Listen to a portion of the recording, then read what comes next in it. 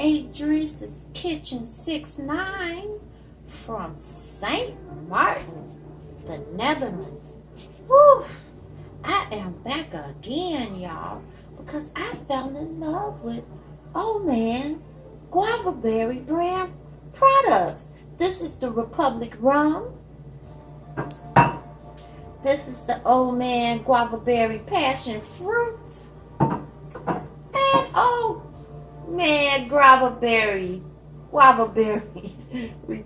liqueur. Yes. Oh, they are so delicious. We've been making frozen drinks from them.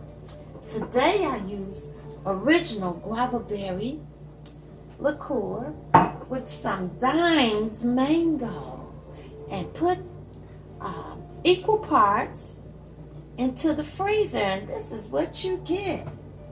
I love these products. You can't find these in the United States. Dimes mango and Dimes sour apple. The other day we did it with sour apple and passion fruit. Old Man Guavaberry. Woo, y'all. I had to take a boat and a train to get back here to get these products.